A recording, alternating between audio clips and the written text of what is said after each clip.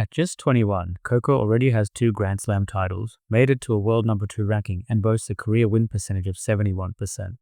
But does this early success make her better than Serena Williams? To answer this question, we have to look at this in 2 parts.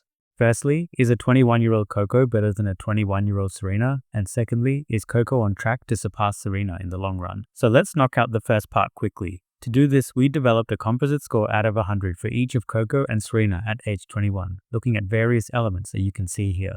For example, when looking at raw achievements at 21 years old, Serena had won 6 Grand Slams, achieved a world number 1 ranking, and held a win rate greater than 75%. All of these are better than Coco. In each of the elements considered, Serena surpasses Coco. Serena was technically more adept, physically more capable, and mentally more formidable. Overall, a 21-year-old Serena scored 95 out of 100 and Coco scored 83. Another comparison that we can use is to look at each player's annual ranking to see how they have performed over their first few years as a tennis player. And interestingly, they both show similar trends here. So in short, a 21-year-old Coco is incredibly impressive, but the data shows that overall, a 21-year-old Serena was still better. Now for the second part. Is Coco on track to surpass Serena in the long run? To answer this question, we will work through each of our 5 athlete categories to ultimately score Coco out of 10 and see where she lands on the Athleticism scoreboard. Coco's 71% win rate is commendable, especially considering her age and the competitive era that she plays in. While she trails behind some of the all-time greats, she still has time up her sleeve to get better and improve. But let's break this down further. When we look specifically at her point win percentage, we see that she has an approximately 53% chance of winning a point, which is quite high. Top tennis players on average sit at around 55%. For example, Roger Federer sits at around 54%. But also keep in mind, this is still far away from elite stats such as Serena, who's at 66%. While her point win percentage is quite good, if we dive even deeper by looking at her serve consistency, we notice that Coco faces challenges with double faults. On average, she has about 6 double faults per match against a WTA average of around 4.5. Okay, let's get a score for Aptitude. Coco is about on par with the other top WTA tennis players currently, which effectively means she is very good, but she is not quite elite in any aspect, so overall it's a respectable 7.5 here. Coco is known for her aggressive playstyle with heavy topspin forehands and relentless movement all over the court. She hits a forehand at an average estimated speed of around 67 miles per hour against a WTA average of around 70 miles per hour. So she is not as powerful as the average player and significantly less powerful than power hitters such as Sabalenka and Ostapenko, who average around 78 miles per hour. Given her playstyle and win rate though, we know she's better at utilizing topspin and intelligent movement instead of pure power for a strategic approach to winning. However, when it comes to serve speeds, Coco's average first serve speed is 102 miles per hour, which is higher than the average 99 miles per hour.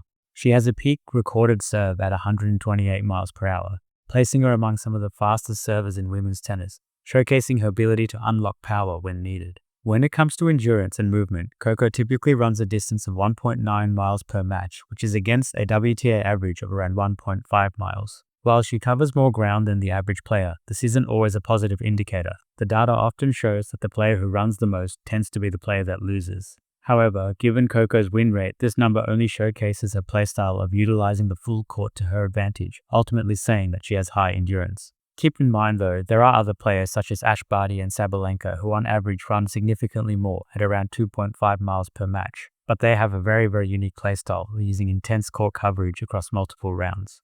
Overall, this is an interesting one, because Coco doesn't actually excel in any of the areas. She is generally above average, but it's clear that she has a very balanced approach, managing physical capability with tennis skill. She calls a 7 here. We can get an insight into Coco's ability to perform under high pressure by considering how well she performs against the other top-ranked WTA players. Here we can see that Coco is effectively equally matched with almost everyone we looked at here, with Iga being her only real weak spot. Now these numbers are not great, but they also aren't bad. It mostly shows that Coco isn't leagues ahead of her opponents, she is simply on par with them. To really test Headspace though, we can look at the ultimate pressure test, finals games.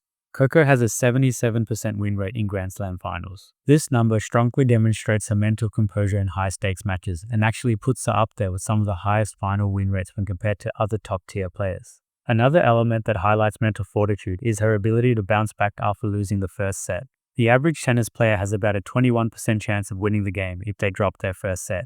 Coco, on the other hand, wins about 32% of her games after losing the first set. What's even more fascinating is her comeback in the 2025 French Open finals from one set down to win, which has only occurred about 10% of the time in women's finals history.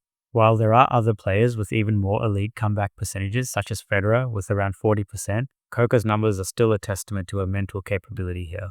Coco is really good here. Still not necessarily elite, but it is clear that when needed, she can focus and doesn't let the pressure get to her, which is a telltale sign of impressive athleticism. She scores a 7.5 here. Coco started playing in the WTA in 2019, and ever since then, she has maintained quite an impressive win rate, with a particularly strong start that has only steadily improved year on year. She has many more years of tennis to come, and if this trend continues, she is potentially on track to hold an overall average win rate well on par with many of the grades. To back this statement up, at the start of the video we looked at her annual ranking per year and saw a similar trend to Serena, which is an exciting sign, but also shows a significant improvement year on year. It is clear that so far Coco is excelling and only getting better. The only issue is that in this sport there are just so many other legends that have gone above and beyond in this category, so Coco still needs to really prove herself here, but she has time. For now, she scores a 7. At 21 years of age, Coco is already extremely decorated in the sport. To date, her key achievements include 2 Grand Slam singles victories, 1 Grand Slam doubles victory, 1 WTA finals, and 10 WTA singles titles. Now, as usual, this is not all her achievements, but it definitely sums up the impressive career Coco has had to date. I did just want to touch on one further element here. Looking at her titles, she has won 10 other titles outside of her 2 major Open wins. This is actually not very many. Have a look here at some of the other elite tennis players. At the end of the day, Coco still has 2 Grand Slams, which will forever make her a champion, but there is still a way to go here. She scores a 5.5. Coco's rise in tennis is impressive. Very few players win 2 Grand Slams and a WTA final before turning 22. Her mental game and year-on-year improvement are elite already. However, Serena Williams at the same age was a meteor. At 21, Coco is scary, but at 21, Serena was already feared. Coco's early career achievements and consistent improvement position her as one of the most promising talents in tennis. Serena came onto the tennis scene very strong, and Coco hasn't been able to replicate that just yet, so she has a lot of work to do. Coco is definitely on an upward trend, but I'm not convinced that it is enough to surpass Serena, but only time will tell. With all scores considered, this gives Coco a total athlete score of 6.9, putting her here on the Athleticus scoreboard. Anyways, if you are a tennis fan, you might also enjoy our assessment of the great Serena Williams and the iconic Naomi Osaka, which should pop up on the screen now. If you enjoyed this video, please don't forget to ace that like button, hit subscribe, and ring the bell notification so we can keep scoring athletes. I'm also interested to hear your thoughts, so be sure to leave a comment as well. Anyways, thanks for watching team. Catch you at the next one.